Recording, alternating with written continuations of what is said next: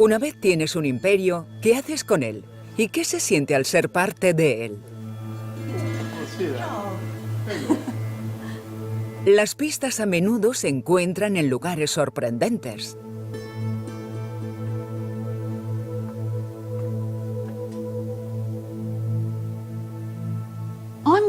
Esto es basura. Basura de la antigua Roma. Me encuentro en medio de un vertedero romano. Millones y millones de vasijas rotas que algún día contuvieron el combustible de la época, aceite de oliva. Es basura, pero basura muy valiosa. Pues a través de los restos del mundo romano, ya se trate de pedazos de basura o de monumentos o tesoros, podemos saber cómo funcionaba el Imperio Romano. ¿Qué lo alimentaba? ¿Qué lo conectaba? ¿Quiénes eran los ganadores y quiénes los perdedores?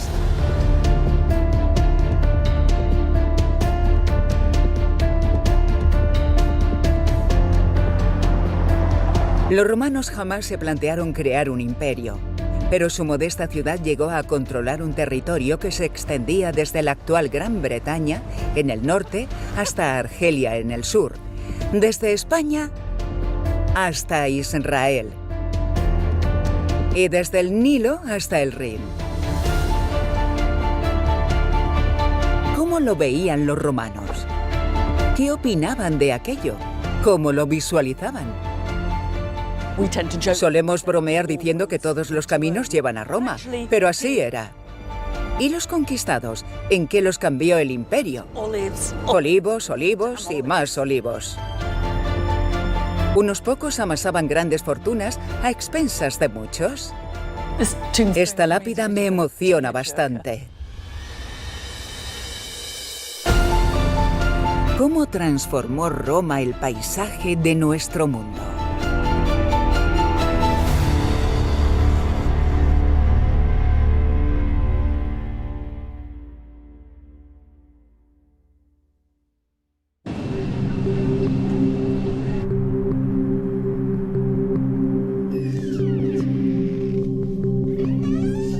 Voy a acceder a un extraordinario registro de la magnitud y del impacto del Imperio de Roma, pues he venido a ver uno de los vestigios más notables y sorprendentes del mundo romano. Pero no se trata de una pieza de alfarería o de una inscripción.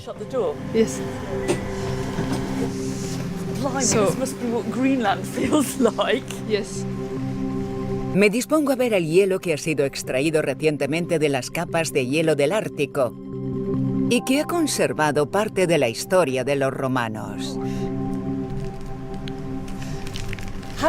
En Groenlandia, ¿a cuánta profundidad encontramos a los romanos? Diría que a unos 400 o 500 metros de profundidad.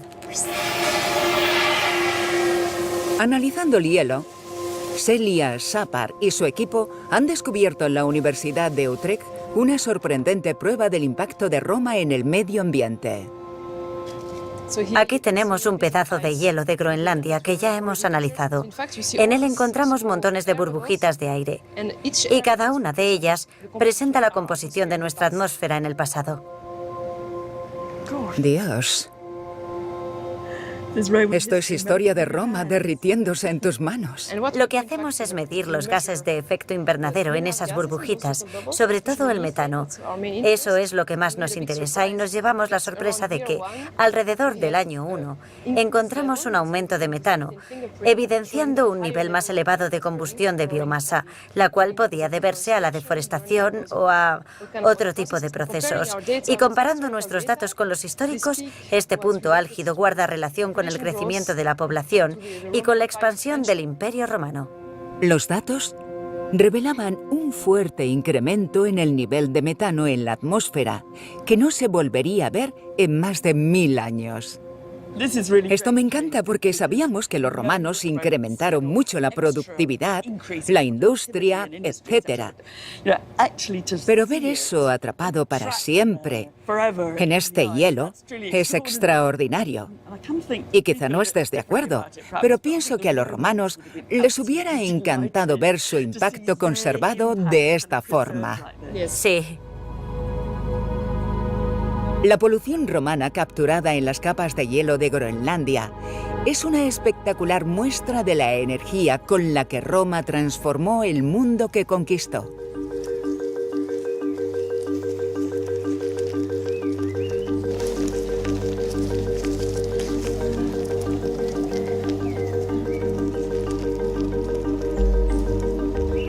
En el sur de Francia también hallamos otra huella de esa transformación: la Vía Domitia, la antigua calzada que unía la península itálica con Hispania, pues Roma construyó su imperio desde sus cimientos, conectando personas y lugares de una manera jamás conocida hasta entonces.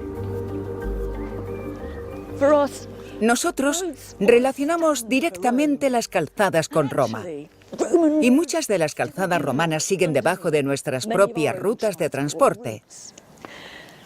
Pero es fácil olvidar lo revolucionario que resultaba pasar de un sistema de caminos locales de tierra a grandes vías pavimentadas que cruzaban el continente. Pero lo que más impresiona no es la velocidad a la que podían transitar por ellas, ya que los romanos más rápidos podían tardar una semana en recorrer lo que hoy recorremos en un día, sino que la idea de partir de Roma, permanecer en una calzada y acabar en Hispania o Grecia era totalmente novedosa. A modo de sistema nervioso, los romanos construyeron una red de calzadas por todo el imperio de más de 80.000 kilómetros de longitud, que no solo recreaba una nueva geografía, sino que introducía una forma romana y completamente nueva de concebir el mundo. Esta es una señal en desuso de una calzada romana. Eran una serie de mojones que se colocaban por cada milla romana, equivalente a 1,5 kilómetros en las rutas principales. La mayor parte del escrito la componen el nombre del emperador y sus títulos, para que supieras a quién darle las gracias por esta calzada. Debajo vemos un gran número 3, que significa que nos encontramos a 3 millas del punto de parada más cercano. Lo más importante es que sabías exactamente dónde estabas. Por primera vez podías ubicarte en el mundo.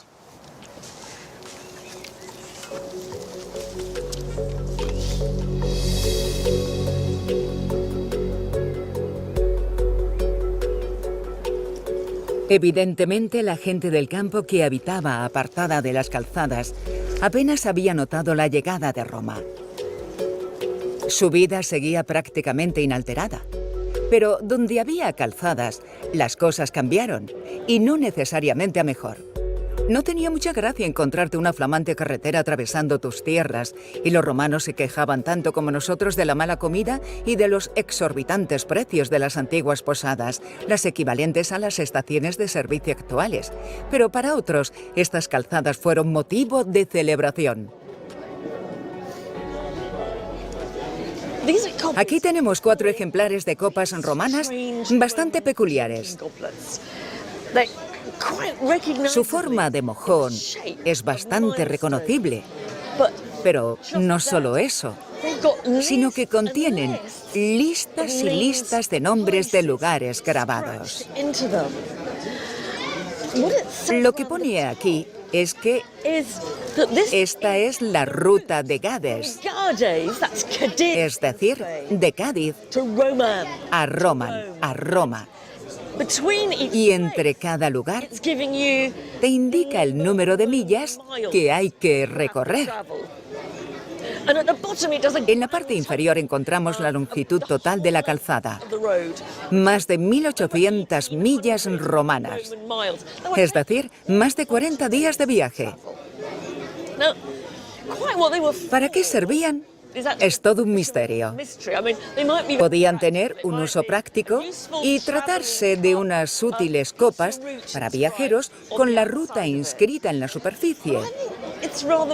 Pero creo que es mucho más probable que fueran souvenirs de la ruta. O una especie de celebración de la magnitud y del esplendor de la calzada. La simple idea de encontrar a los romanos bebiendo de imitaciones de mojones, muestra lo mucho que habían interiorizado la cultura de las calzadas. Y eso es justo lo que voy a hacer yo. Va por vosotros.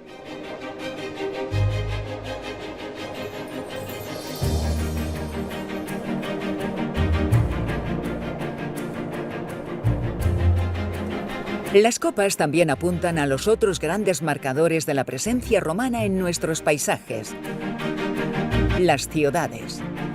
Los romanos financiaron el mayor programa urbanístico de la historia, y en Europa occidental sus ciudades todavía subyacen en las nuestras.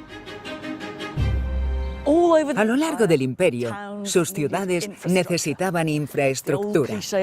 Es el típico cliché de que los romanos construían calzadas, puentes, baños, drenajes y acueductos como este. Invertían una tremenda cantidad de dinero en eso. Este no fue uno de los acueductos más largos o cruciales del mundo romano, pues apenas transportaba el agua 15 kilómetros desde el manantial de la montaña hasta la pequeña ciudad de Segovia. Pero al mismo tiempo es difícil no quedar impresionado ante la ingeniosidad y osadía de esta serie de arcos. La ingeniería romana me deja alucinada.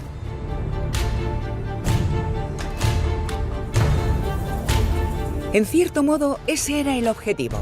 Una de las características del Imperio Romano era su descaro, y su mensaje iba más allá de toda finalidad práctica. Esto no se limitaba a suministrar agua. Era una cuestión de poder romano, de que estos dejaran huella en el paisaje, de que estos se hicieran permanentes. Dicho de otra forma, para traer agua a una ciudad pequeña, ¿de verdad era necesaria tanta extravagancia? ¿Acueductos? ¿Ciudades? ¿Calzadas? Los clásicos estereotipos del Imperio Romano. Eso es lo que nos dejaron, pero más que meros proyectos de ingeniería, los romanos los imaginaban formando un todo.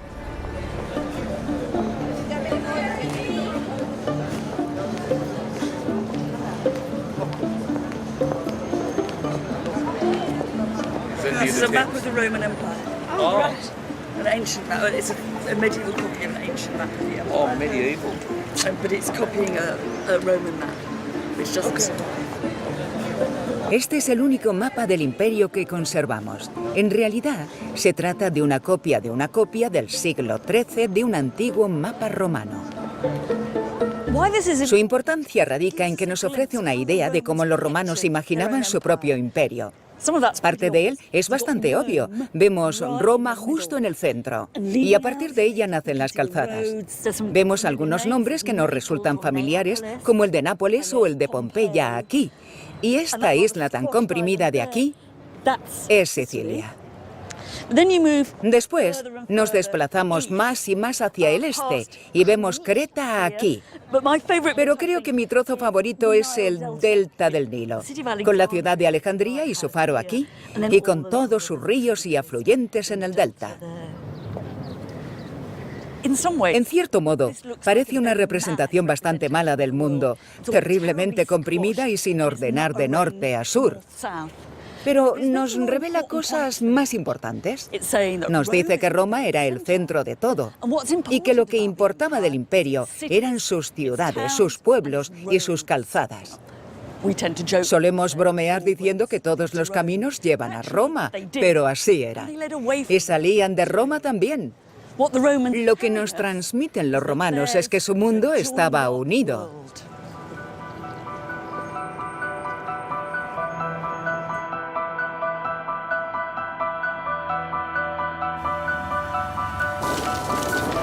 Era una impresionante muestra de poder y control romano, y una red que unía puntos que jamás habían sido unidos.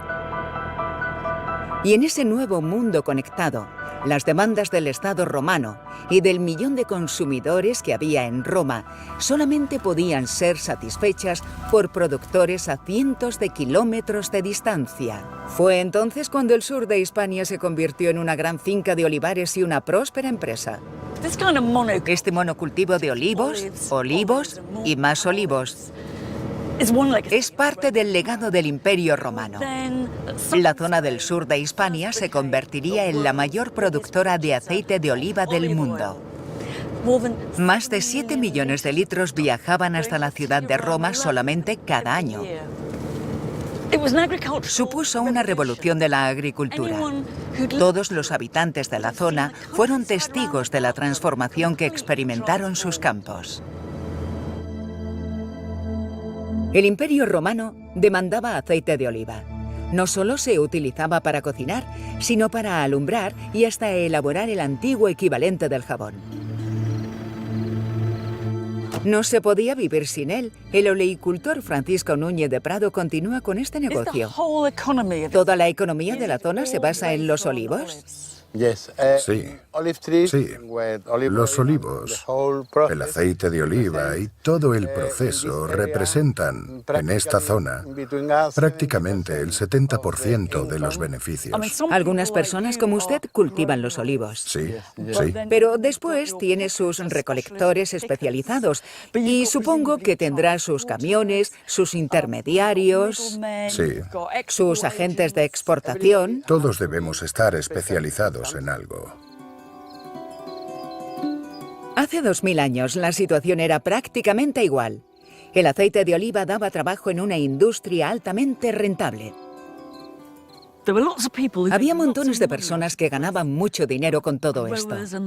Estaban los productores y los recolectores, los prensadores y los empaquetadores, los distribuidores.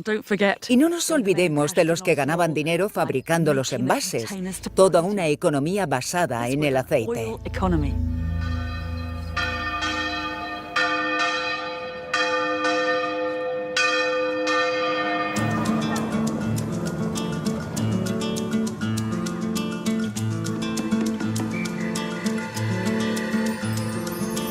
Enviar 7 millones de litros de aceite de oliva a Roma y al resto del imperio requería más que árboles y prensas. Se necesitaba toda una infraestructura, desde almacenes y plantas de embotellado hasta puertos.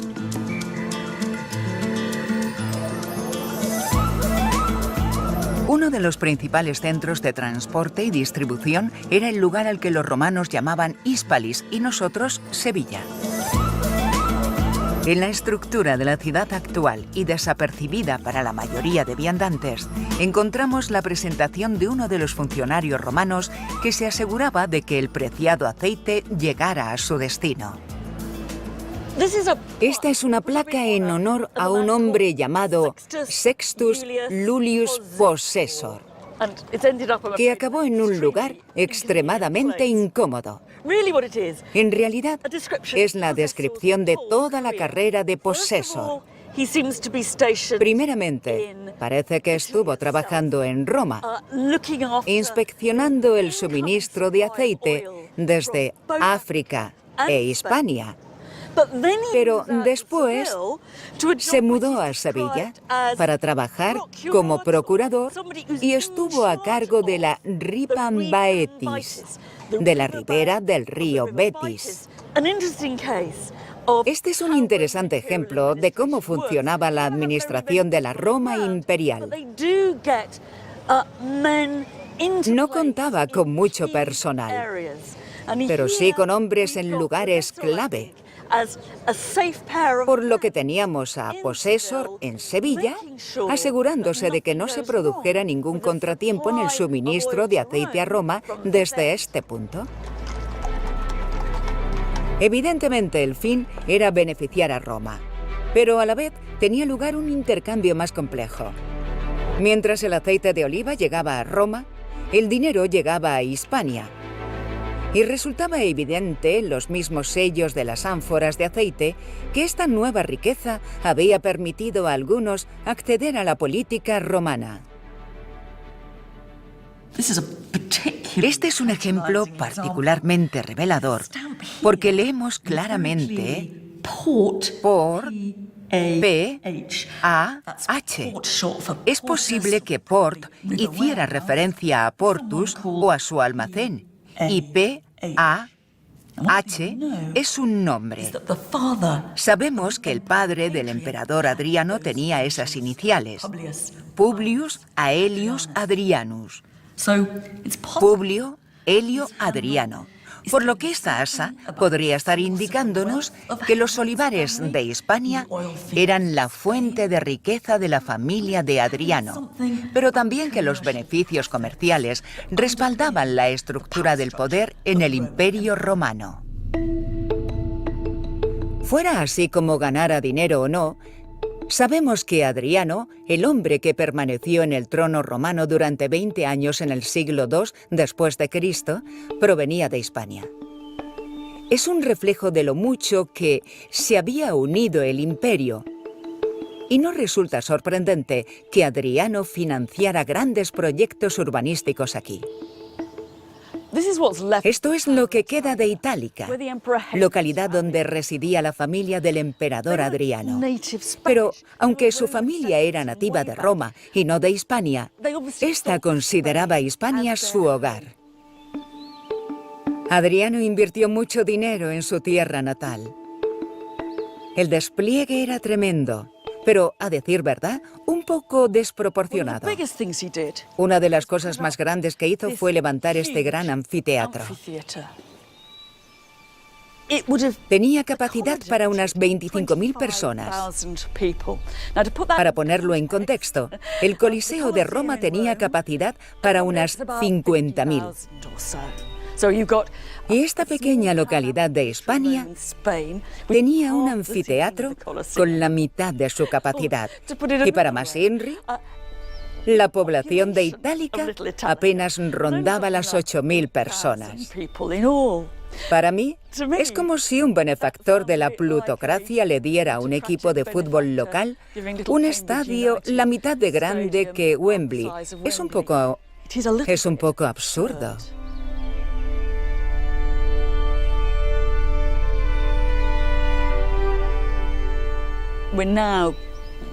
Ahora mismo nos encontramos en la arena. Aquí es donde los gladiadores luchaban, donde sacrificaban a las bestias, y en el centro encontramos una pequeña versión de lo que hallamos en el Coliseo. El subsuelo en el que los gladiadores y los animales esperaban para subir a la arena mediante una serie de trampillas. Resultaba fácil quedar estupefacto ante la brutalidad y la extravagancia de los espectáculos con gladiadores y animales. Supongo que no se veían muchos gladiadores por aquí a menudo, y mucho menos bestias exóticas. Pero sí que se celebraban espectáculos, quizá una vez al año por el cumpleaños de Adriano, tal vez. Y es que la finalidad real de este anfiteatro no era entretener a los lugareños, sino dejar el sello de Adriano en su tierra natal.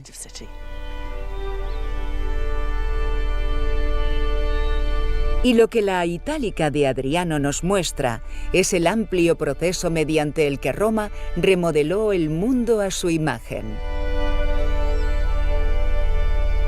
En Hispania y en todas partes, Roma se asentó para siempre, no solo en forma de ladrillos y argamasa, sino de instituciones y leyes que definieron un estilo de vida urbano específicamente romano.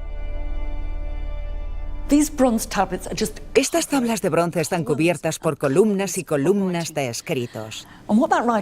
Y lo que recogen es una constitución ideada en Roma para las ciudades romanas en Hispania. Explican lo que se debe y lo que no se debe hacer en ellas. Aquí indica lo que los funcionarios locales llamados ediles debían hacer. Anualmente debían organizar espectáculos escénicos, ludos escaenici. Debían desembolsar no menos de 2.000 sestercios, es decir, el doble de la paga de un soldado, de su propio dinero, de sua pecunia, y solo podían tomar 1.000 sestercios de los fondos públicos si querían hacerlo. Así que estos generosos funcionarios estaban obligados a ofrecer representaciones teatrales. Desde la disposición de los asientos en eventos públicos hasta el tiempo de intervención para demandantes y acusados en los juicios, todo se detalla en este documento y muchos puntos nos resultan familiares. Hay un trozo estupendo aquí que habla sobre gastos electorales. Si te presentabas a algún cargo, si eras candidato, no podías preparar comidas caras y copiosas para animar a los demás a votarte, aunque sí que se permitía ofrecer a 9 personas una comida al día, pero no más. De lo contrario, sería soborno. Esa era la microgestión que los romanos trataban de imponer. En un imperio de calzadas y acueductos y funcionarios y actuaciones públicas, el dinero importaba tanto como las tropas. En la antigüedad, si querías dinero, tenías que buscarlo. En el sur de Hispania, no solo había olivos, había montones de riquezas en forma de plata que desenterrar aquí. El exminero y arqueólogo local, Saturnino Agüera, me acompaña a ver cuánto queda de las operaciones romanas en la zona. Hace 2000 años, este era un paisaje industrial abarrotado de gente. Un romano que visitó la zona estimó que habría unos 40.000 hombres trabajando en estas minas. Es de la corta romana, se le llama. Aquí encontramos una sección en la que la minería posterior nos ha permitido contemplar el trabajo de los romanos, donde observamos pequeños agujeros cuadrados, galerías y pasadizos. En la superficie de las rocas podemos ver las huellas que dejaron los mineros, los cuales entraban, seguían las vetas de mineral, extraían la plata y se olvidaban del resto. Y es la magnitud de los procesos industriales que se realizaron aquí, tanto de minería como de fundición, lo que nos ayuda a entender que aún podamos recuperar restos de ese metano en las capas de hielo del Ártico. Los romanos ya eran conscientes del problema de la polución y colocaron las chimeneas de sus plantas de fundición muy arriba para evitar su nocivo humo. Se trataba de un sistema que explotaba terriblemente los recursos, el paisaje y a las personas, pero también ofrecía muchos beneficios. Había gente que venía de la península itálica buscando hacerse rica. En cierta manera, aquello nos recordaría a la fiebre del oro. Hispania era como el dorado de Roma. Los primeros emprendedores se aprovecharon del despiadado sistema en el que solo importaban los beneficios. La organización de las minas españolas era una mezcla de empresa pública y privada. El Estado romano poseía la mayoría de minas, pero no contaba con la infraestructura necesaria. Así que vendía sus licencias a varias compañías privadas, las llamadas publicani, es decir, empresas que prestaban servicios públicos.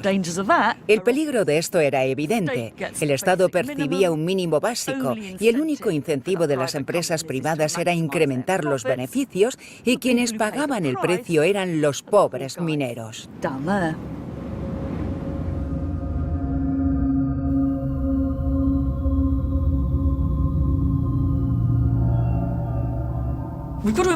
Debemos imaginar a cientos de personas bajo tierra, picando para extraer los minerales utilizando herramientas bastante rudimentarias.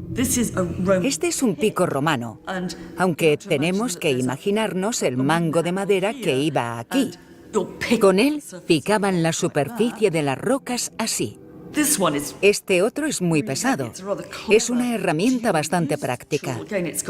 También tenía un mango de madera y podías martillear la roca o picar usando el otro extremo. Tenías que ser bastante fuerte para usarlo de manera efectiva. Pero había que ser aún más fuerte para manejar esta palanca.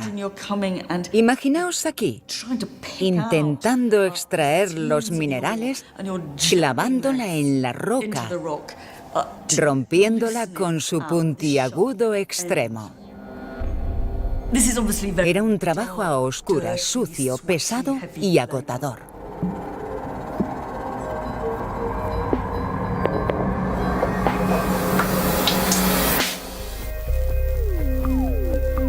Un recordatorio de que bajo la superficie del flamante imperio, las clases bajas mantenían la maquinaria en marcha. Esta lápida me emociona bastante. Habíamos leído que en las minas trabajaban niños romanos, pero parece que aquí tenemos uno.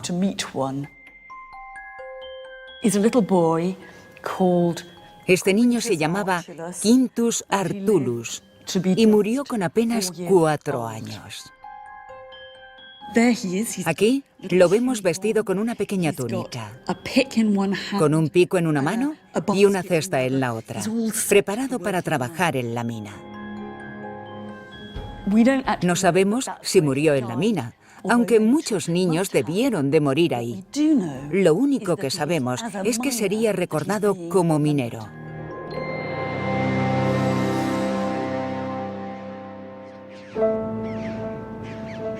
Fueron espaldas como la suya las que labraron la riqueza de Roma.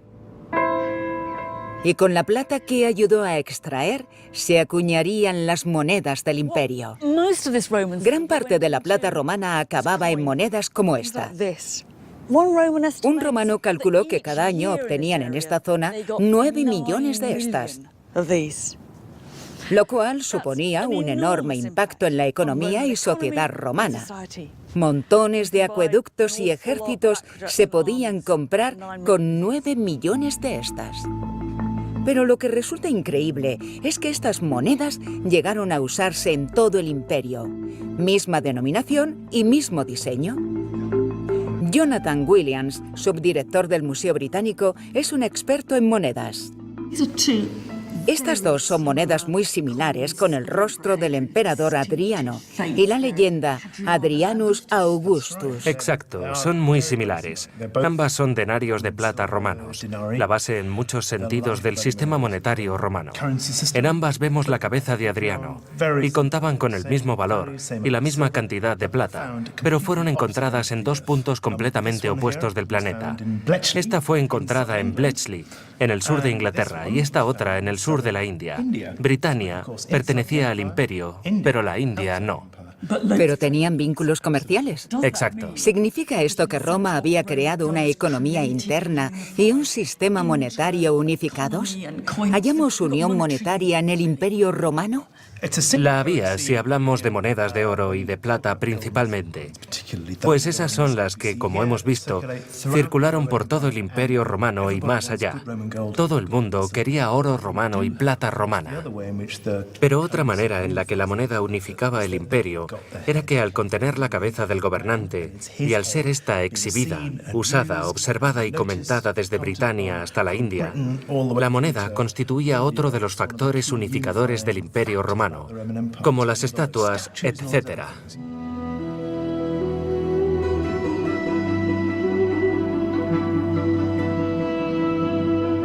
Desde las minas hispanas, Roma mantenía un constante flujo de dinero que poco a poco caía en manos de contratistas, soldados y comerciantes de todo el mundo romano, quienes difícilmente podían olvidar que esta riqueza permanecía ligada al poder romano. A cambio, Roma se convirtió en el centro de todo lo que el imperio tenía que ofrecer y atrajo el dinero, el talento y los materiales necesarios para construir la ciudad imperial que hoy conocemos. Uno de los edificios que aún observamos en todo su esplendor es el Panteón. Para muchos de los romanos que pasaran por aquí, lo más asombroso serían las columnas que sostenían el porche. Nosotros no solemos prestarles mucha atención, y si lo hacemos, no sabemos cómo interpretarlas, pero conformaban uno de los mayores alardes que se podían hacer de poder imperial. Esto se debe en parte a que son monolitos, piezas talladas a partir de una sola piedra. Pensad lo difícil que sería crear las columnas sin que se rompieran o agrietaran, pero además provenían de las canteras de una provincia a 3.000 kilómetros de aquí, Egipto. Camellos y burros las transportaron, fueron arrastradas por el desierto, embarcadas en el Nilo y cruzaron todo el mar Mediterráneo para ser colocadas aquí. Constituyen una extraordinaria declaración de los recursos del imperio y de la habilidad del emperador Adriano, que erigió este edificio para controlar sus recursos. Con estas rocas transmitía ese mensaje.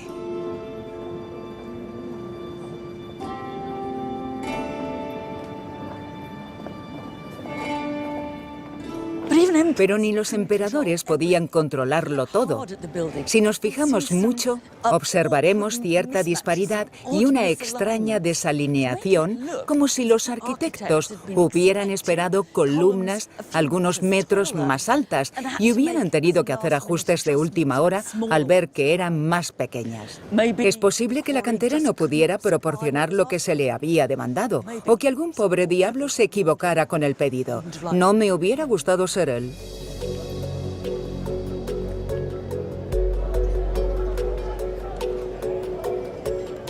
Para mí, el Panteón refleja que el imperio cambió a Roma tanto como Roma cambió al imperio. La capital era el lugar donde se exhibían y vendían productos de todo el mundo romano. Y en el centro de este mundo se hallaba el Mediterráneo, el mar interior de Roma. Era mucho más rápido y barato transportar mercancía por mar que por tierra. Y el Mediterráneo se convirtió en una concurrida vía llena de naves cargadas de mercancías, desde enormes columnas de granito hasta modestos objetos cotidianos. En cualquier parte del Imperio Romano encontrabas gente comiendo y bebiendo de cazuelas rojizas como esta. Y aún las podemos ver en museos de todas partes, desde el Muro de Adriano hasta el norte de África. Casi todos, yo incluida, las observamos sin prestarles mayor atención. Pero lo cierto es que son los restos del tipo más extraordinario de producción romana en masa. La mayoría de ellas son bastante sencillas, pero aquí tenemos una cuya decoración nos muestra a la diosa Diana dándose un baño y observada por el pobre Acteón, quien fue atacado por sus propios perros, como castigo por haber visto a la diosa desnuda. Resulta difícil determinar el nivel social de sus poseedores, pero creo que equivaldría al de una clase media. Es decir, habría gente a la que le encantaría tener una de estas cazuelas en su mesa, pero para otros sería una vajilla de lo más corriente. Lo realmente importante es el hecho de que llegaran a todas partes. En las excavaciones que se hagan dentro de 2000 años, supongo que encontrarán montones de latas de refrescos y zapatillas deportivas idénticas en todo el mundo. Este es uno de los primeros ejemplos de globalización. Esto era marca romana. A través de sus calzadas y rutas marítimas, la marca romana se expandió por todo el imperio. Pero no solo se transportaban los bienes, sino también las personas. En la remota ciudad de Hierápolis, en la Turquía actual, encontramos la tumba de un hombre que aprovechó al máximo las oportunidades de pertenecer al nuevo mundo romano. Esta es la maravillosa historia de una emocionante vida en alta mar. Esta es la lápida de un hombre llamado Flavius Zeuxis, y dice que durante su vida navegó alrededor del promontorio del Cabo Malea, el cual se halla en el sur de Grecia. Desde aquí, desde Turquía hasta Italia, 72 veces. ¿Y qué haría? Pues bien, Hierápolis era la capital textil de esta parte de Turquía y partiría desde aquí en dirección a la península itálica para vender sus productos. Pero lo más interesante es que quiso que en su lápida, para resumir su vida, constaran sus 72 peligrosos viajes.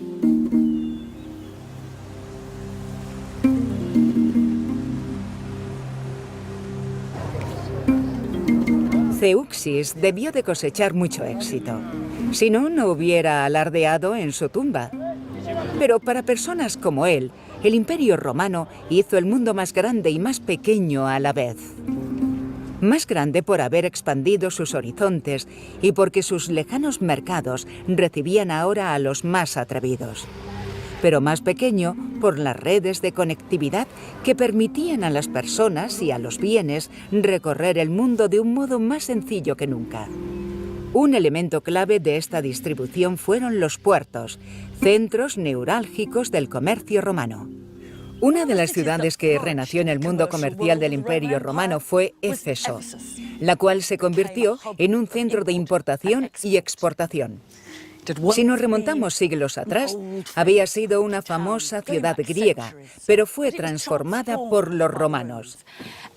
Todo cuanto vemos es resultado de la inversión romana.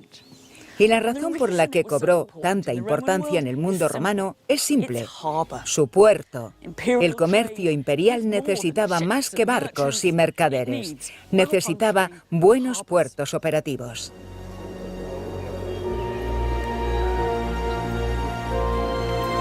La línea de costa ha sufrido un fuerte retroceso desde entonces, por lo que las ruinas de Éfeso han quedado en el interior.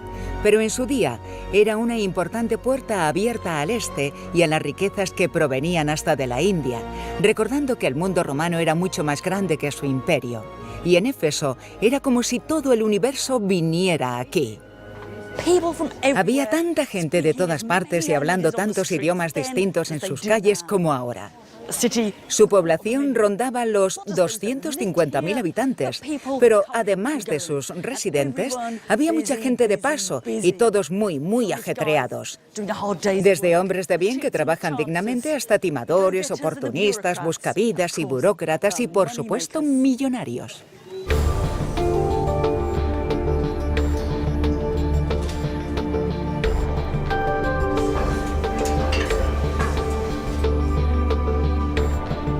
Si podías permitirte vivir en el corazón de Éfeso, era muy posible que te beneficiaras del constante flujo de bienes a través del puerto. Estas eran las casas de lujo de quienes lo consiguieron. Es fascinante, pero también bastante confuso. Aquí tenemos una serie de casas, unas encima de las otras, subiendo por la ladera y casi entrelazadas, por lo que es difícil determinar dónde acaba una y empieza la otra. Lo que sí queda muy claro es que eran viviendas de lujo y que a algunos habitantes de Éfeso, como los dueños de estas propiedades, les iban muy bien. Además, resulta evidente que los beneficios del imperio no solo llegaban al palacio imperial o a los habitantes de la capital. Los hogares de la élite de Éfeso resultaban bastante vistosos. No se escatimaba en gastos. Las modas y tendencias de la capital eran imitadas y reproducidas. Nos encontramos en un salón de recepción de una magnitud palaciega. Debió de estar rodeado totalmente de mármol y, como podéis ver, las columnas también eran de mármol. y habría paneles entre ellas. Así es como una persona pudiente entretenía a los demás y mostraba su riqueza y poder. Su magnitud es casi imperial y debió de dejar boquiabiertos a los invitados. Ahora me encuentro en una pasarela moderna, pero podemos observar que aquí debió de haber una gran puerta, pues vemos sus fijaciones a cada lado. Imaginaos cómo sería que te abrieran estas puertas para encontrar todo esto y a su poderoso dueño, listo para saludarte y posiblemente humillarte.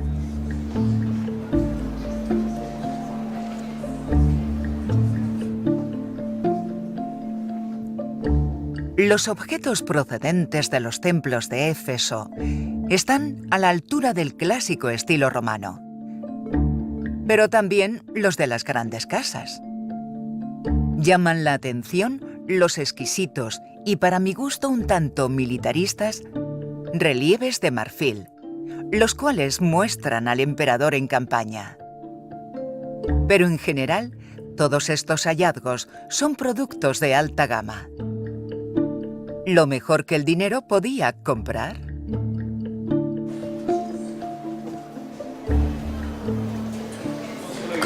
Pero ¿de dónde provenía ese dinero? ¿Cómo lo ganaban las personas que vivían en estas casas? Con el comercio, evidentemente. Pero decir comercio hace que todo suene un poco fácil y cómodo. Uno de los mejores lujos que aportaba el puerto de Éfeso eran seres humanos. Esta ciudad era un gran centro de trata de esclavos. Los esclavos fluían por el mercado de Éfeso como el aceite de oliva por Hispalis. La cruda realidad era que muchos romanos no veían mucha diferencia entre ambos. Veían a los esclavos como productos del imperio. Muchos de ellos eran víctimas de conquistas o de secuestros o simplemente expósitos. Para comprar un esclavo había que venir aquí. Nos resulta inquietante, pero el Imperio Romano dependía del trabajo de los esclavos. Y como en cualquier otra sociedad antigua, los romanos lo daban por sentado. Por desagradable que resulte, si queremos entender más que condenar lo que sucedía aquí, debemos intentar pensar como los que venían a comprar esclavos. ¿Qué pensaban que iban a hacer? Yo creo que pensaban que venían simplemente a hacer la compra. Tal vez buscaban un jardinero o un tutor para sus hijos, o quizá un peluquero. ¿Y cómo sabrían que no serían estafados? ¿Podrían comerciar con el modelo del año pasado? ¿Se estarían perdiendo una próxima oferta de 3x2? Por desalmada que nos pueda sonar, esta era la realidad de la vida romana. Los esclavos hacían que el imperio funcionara. Recogían la oliva, excavaban piedras, extraían la plata y construían los puentes. No eran un lujo exclusivo de ricos. Artesanos o granjeros podían permitirse al menos uno, pero si eras el emperador, podías disponer de miles. De hecho, en la villa del emperador Adriano en Tívoli, a las afueras de Roma, aún podemos echar un vistazo al mundo de los esclavos y a la estricta jerarquía social que respaldó al imperio. Aquí es donde los esclavos vivían, en cientos de habitaciones. Desconocemos cuántos apiñaban en cada habitación, pero dudo muchísimo de que se traten de habitaciones individuales. Algunos de los esclavos eran sirvientes y obreros, y en ellos pensamos al oír esclavitud. Pero también había doctores, contables, bibliotecarios y músicos. Estas eran las personas que necesitaban para que el Estado funcionara. Los esclavos de las casas imperiales eran afortunados si los comparamos con los que trabajaban en las minas del sur de Hispania. Pero lo cierto es que no conocemos su punto de vista porque no nos dejaron documento alguno de su versión de la historia, por lo que solo podemos imaginarla. Aquí es donde algunos esclavos pasaban la mayor parte de su vida. en el sótano, en una red de oscuros túneles de servicio bajo los espaciosos cuartos de arriba. La idea era que los que recorrieran estos pasillos fueran invisibles, y así han permanecido hasta nuestros días, pues apenas han dejado rastro. Para mí, este mundo subterráneo simboliza una muy desagradable faceta de esclavitud y explotación romana. Pero antes de sentirnos demasiado superiores moralmente, tal vez deberíamos reflexionar sobre cuánta gente invisible existe también bajo la superficie de nuestro mundo.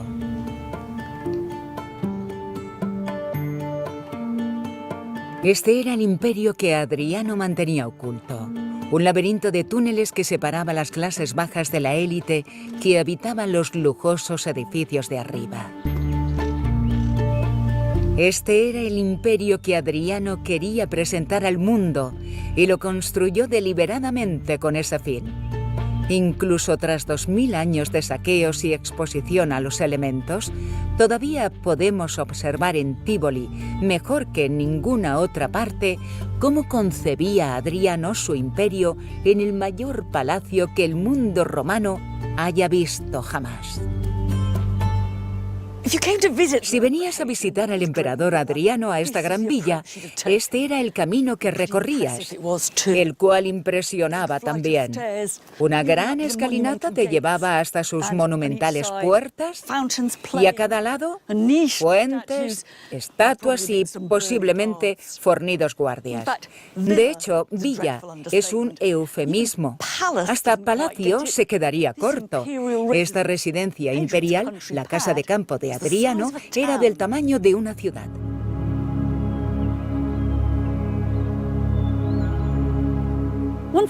Una vez te permitían el paso y cruzabas las puertas, la magnitud y el lujo del lugar resultaban abrumadores. Sus baños, sus bibliotecas, sus pequeños teatros, pero no se solía ver a Adriano mucho por aquí. Superando a cualquier otro gobernante romano, estuvo años recorriendo su imperio.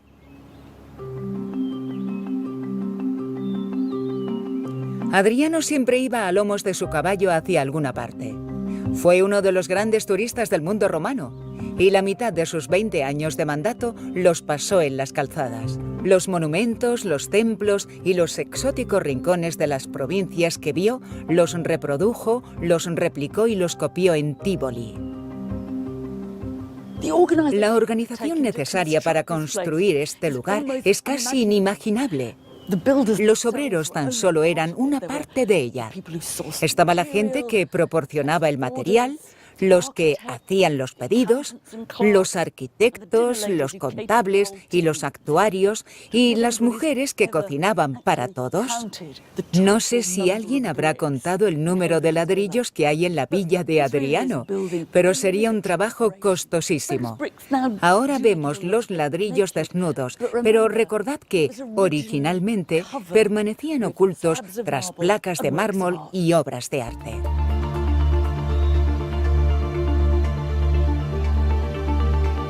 Es difícil visualizarlo actualmente, pero los interiores de Tívoli probablemente fueran de lo más espléndidos del mundo romano. Tan solo se han hallado unas pocas piezas de mármol con las que poder hacernos una idea. La conservacionista Bárbara Caponera se encarga de la compleja tarea de armar el rompecabezas. A veces conseguimos ver qué cubría esas desnudas paredes de ladrillo. Aquí tenemos una increíble representación de un caballo y una auriga o su jinete. Esta es la cola del caballo y esta una de sus patas. Se basa en los mismos principios que los mosaicos, pero con piezas más grandes. Esto es mármol y el cinturón del jinete de vidrio azul. La imagen iba rodeada por un marco como si fuera un cuadro. El mármol provenía de todo el imperio. El cuerpo del caballo es de mármol amarillo, procedente de Túnez, y también contamos con un estupendo fragmento de mármol verde procedente de Grecia, de la zona de Esparta. ¿Qué más tenemos, Bárbara? Este fragmento es pórfido de Egipto. Vale, esto es pórfido de Egipto, así que lo ponemos con Túnez. Y esta es otra pieza de mármol rojo o naranja de Grecia. Esta va al lado del de Esparta. Es como si obtuviéramos un mapa de mármol del imperio a partir de sus paredes y suelos. Tívoli nos recuerda las posesiones imperiales de Roma. Estas estatuas representan a Roma con sus míticos fundadores, Rómulo y Remo, colocados junto al dios del río Nilo en representación de Egipto. Un recordatorio visual de cuánto se habían extendido los dominios del emperador. Con el Panteón, Adriano había demostrado su control sobre los recursos del imperio. Pero aquí fue un paso más allá al intentar evocar en su propia casa algunos de los monumentos y paisajes más admirados de las provincias romanas como la de Egipto. Es posible que este fuera el comedor más pretencioso de todo el mundo romano. Imaginaos a un selecto grupo de invitados reclinados aquí, rodeados de agua y picoteando las exquisiteces que flotaban en diminutas barcas hasta ellos. Pero no solo degustaban alimentos de primera calidad en un magnífico entorno, sino que comían en una réplica de uno de los monumentos más famosos de la provincia de Egipto. Pues el objetivo de Adriano no era solo crear un lujoso estilo de vida para sí mismo, sino que el imperio pareciera converger aquí, ya fuera trayendo sus recursos a este lugar o recreando literalmente las maravillas de su mundo en su propiedad. Recorrer su villa debió de ser como recorrer el imperio. Era su imperio en miniatura.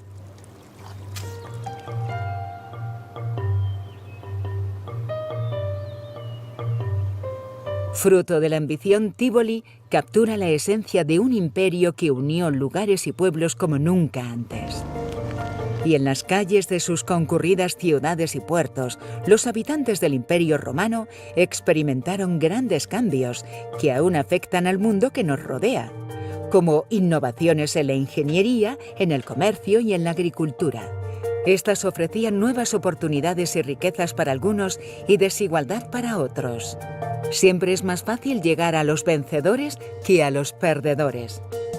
Los indigentes, los explotados y los desamparados dejan muy poco a sus espaldas. Los usureros de Éfeso, los magnates del aceite en Hispania y los comerciantes de los mares han dejado la huella de su exitosa historia, tanto en fragmentos de vajilla como en espectaculares columnas. Pero eso sí, tanto ganadores como perdedores vivieron en un nuevo mundo. La villa de Adriano en Tívoli nos ofrece una perspectiva del Imperio Romano idealista. Y a decir verdad, bastante saneada. Un mundo organizado con una jerarquía establecida y en perfecto equilibrio. Y por supuesto, bajo las órdenes de un solo hombre. La realidad, por supuesto, era más fluida, fracturada y caótica.